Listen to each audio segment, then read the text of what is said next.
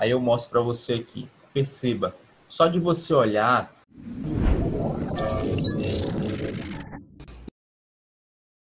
você consegue ver a diferença de um membro para o outro. Imagino que sim, né? Imagino que você consiga. Olha o tornozelo do paciente, região maleolar, como que está aumentado. Região de panturrilha, como está aumentado. O próprio pé do paciente, né? Existe um aumento importante só de você inspecionar o paciente, e você não precisa fazer muito esforço para isso. O paciente chegou, você já percebe o paciente mancando, você já olhou para a perna, você já viu que está inchado. Você tem que pensar em TVP. Tem que pensar em TVP.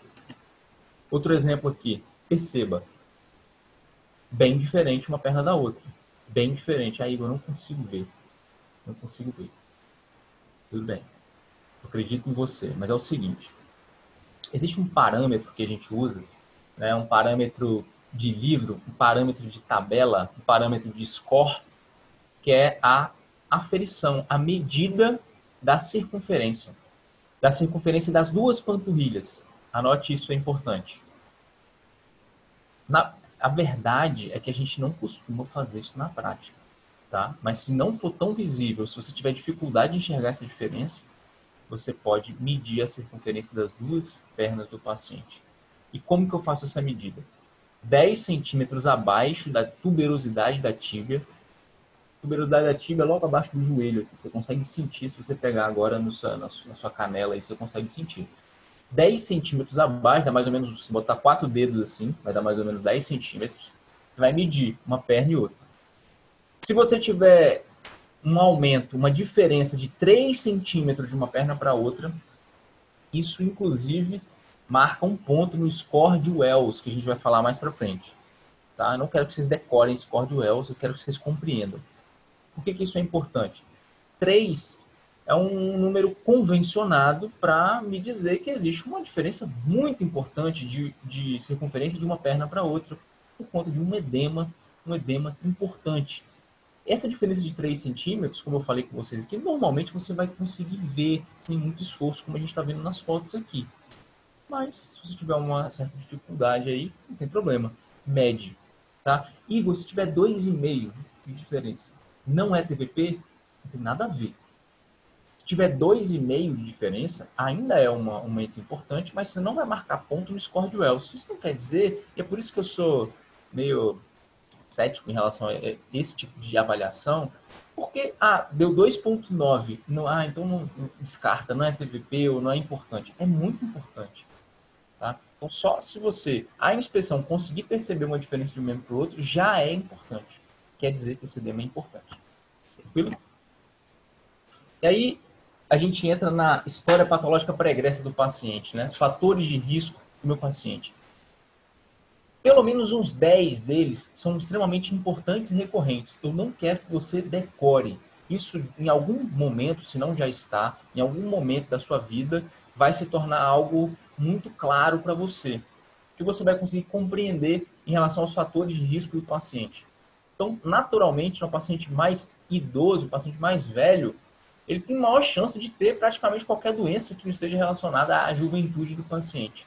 Então, qualquer doença que esteja relacionada à saúde vascular do meu paciente, quanto mais velho ele, maior sua chance de ter TVP.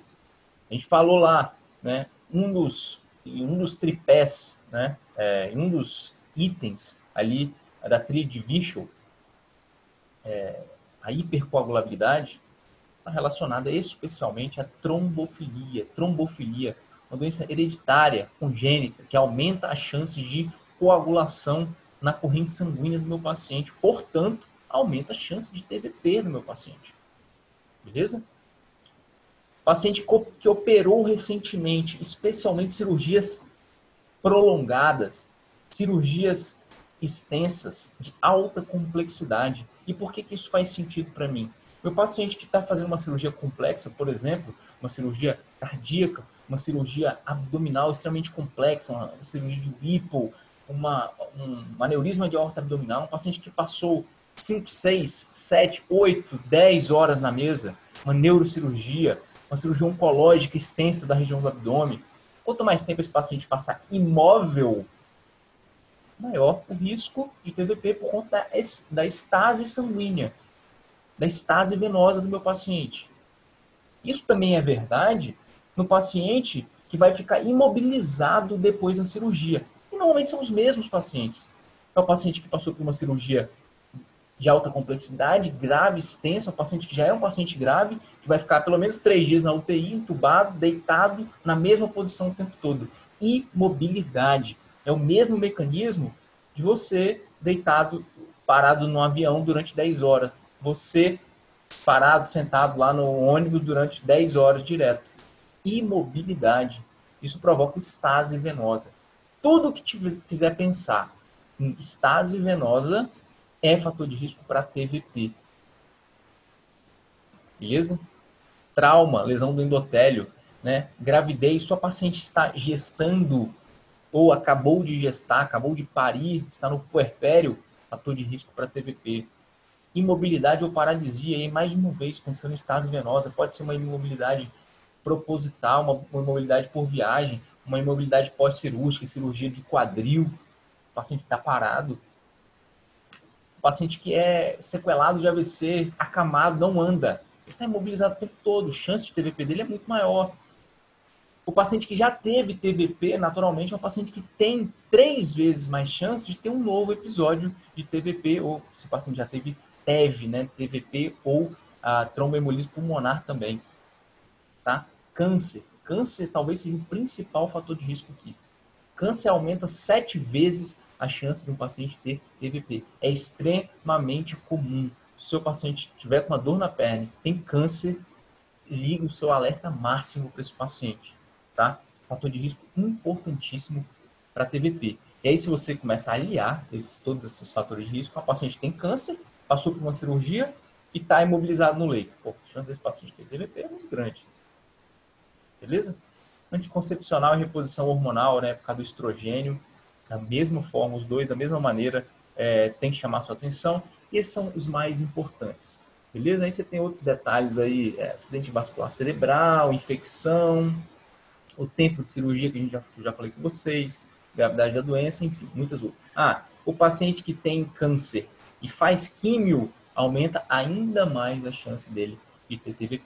Beleza? Obesidade, outras aí, mas as que a gente falou aqui no começo são as mais importantes, que você consegue entender o mecanismo desse fator de risco e por que aumenta a chance de ter TVP. Isso faz parte da história, da anamnese que você está coletando com o seu paciente. Então perceba, se o paciente chegou com dor na perna, com edema, já está pensando em TVP, ó, o Igor falou lá que quando tem dor na perna eu tenho que pensar em TVP. Tem.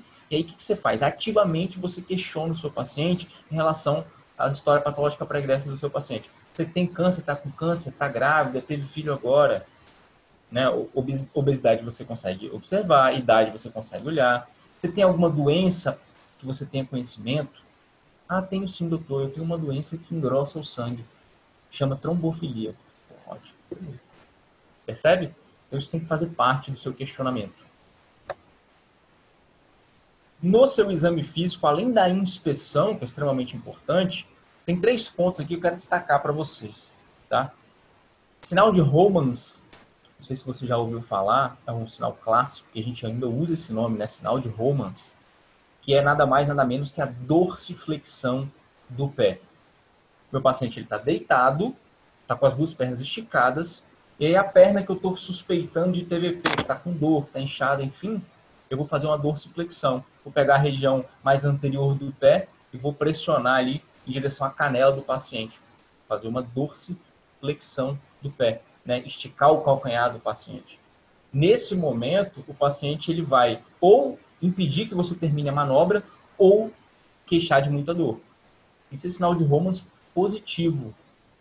É bem clássico de TVP, porque o paciente está sentindo muita dor ali na região da panturrilha, você faz o estiramento muscular desse paciente. Perceba que a TVP, a trombose ali local, ela gera um processo inflamatório vascular e perivascular que vão provocar um edema naquela musculatura. E o compartimento da perna, ele é muito arrochado, ele é muito estreitado. Ele não tem para onde ir, igual, por exemplo, na cavidade abdominal. Você pega um paciente com acítico, líquido na cavidade abdominal, você coleta ali 15 litros de líquido acítico. Tem uma distensão. desse compartimento.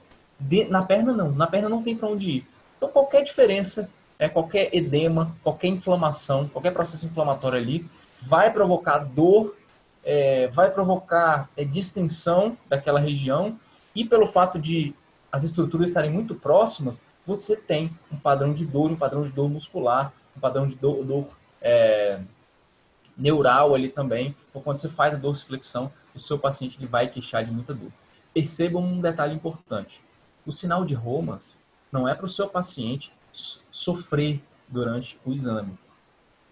Tá? A minha intenção não é que meu paciente grite ou chore. Né? Eu não quero isso. Eu só quero confirmar a minha suspeita.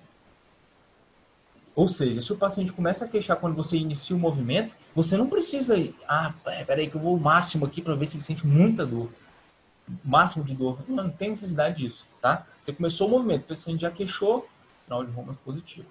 E a mesma coisa em relação à palpação local do membro. Certa vez alguém me questionou, eu posso soltar esse trombo que está na perna e levar ele para o pulmão, fazer uma embolia pulmonar durante o exame físico, durante a palpação? E a verdade é que pode. A verdade é que pode. Se você fizer movimentos muito bruscos, né, fizer uma palpação muito agressiva, pode. E é por isso que eu quero te dizer que no momento de você palpar e apertar a panturrilha do seu paciente especialmente, não é para você apertar para o paciente sentir dor. Nossa, eu vou pegar aqui como se... né? Eu sou viril, eu sou muito viril, eu vou machucar aqui meu paciente. Não tem nada a ver, pô. Você vai botar sua mão na panturrilha do paciente e vai empurrar a panturrilha em direção à fíbia e a tíbula. A fíbia e a tíbula. A tíbia e a fíbula. Empurrar em direção à tíbia e a fíbula. Excelente. Isso. É excelente blooper aí para nós. E aí você empurra e você começa esse movimento, né? Você envolve toda a panturrilha com os seus dedos, com a sua palma da sua mão. Quando você começa o movimento, o paciente normalmente já queixa de dor. Tá ótimo. Não vai ficar, vou esmagar aqui a perna do meu paciente. Não faz sentido. Beleza? E, como eu falei com vocês, a circunferência do membro, você pode, à inspeção, já perceber esse aumento. Ou se você quiser, né, fazer bonitinho lá, como mostra no livro, você mede 10 centímetros abaixo da proeminência, da protuberância da tíbia ali. Mede. Se tiver 3 centímetros de diferença, ponto.